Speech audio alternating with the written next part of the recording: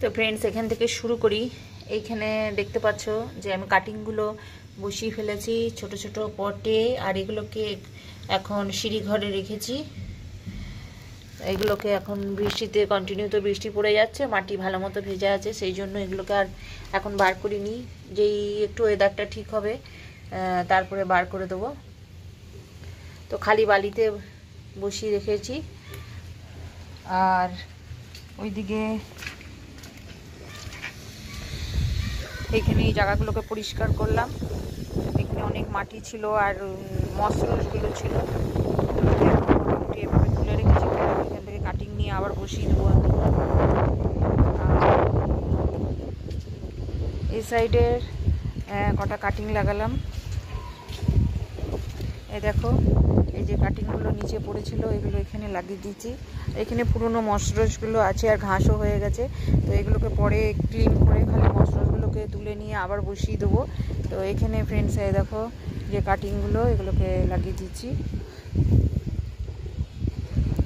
আর এই যে এখানে একটা এই যে লাগিয়ে দিয়েছি, আর এদিকেও দুই একটা আছে। এই দেখো ফ্রেন্ডস আরও লাগিয়েছি। অল্প অল্প মাটি লেগে আছে, এটা কোনো অসুবিধা নেই। এখন তো বৃষ্টি পড়ছে, বৃষ্টির জলে সব ধুয়ে যাবে। আর আজকে দেখো দুটো গোলাপ আরও ফুটেছে, আমার ফোনটা জলে ভিজছে। দেখো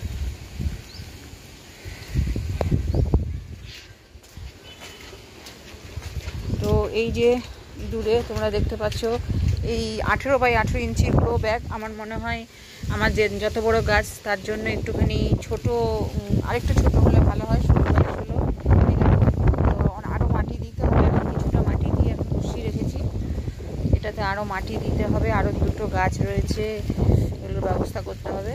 তো আজকের দিনের জন্য এইটুকুই করলাম, আর ভিজবো না, হয়তো এত ভিজতে ভিজতে জ্বর চলে আসবে। সেই জন্য ফ্রেন্ডস আজকে এইটুকুতেই ছাড়লাম।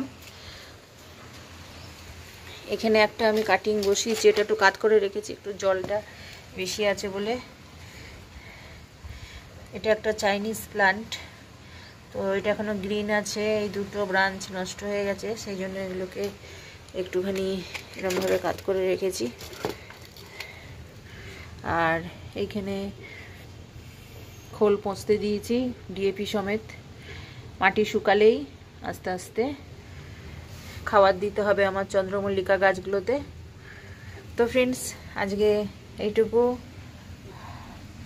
আমি এবার যাব রান্না করতে। তো ফ্রেন্ডস বাই, তোমরা সবাই ভালো থেকো, সুস্থ থেকো।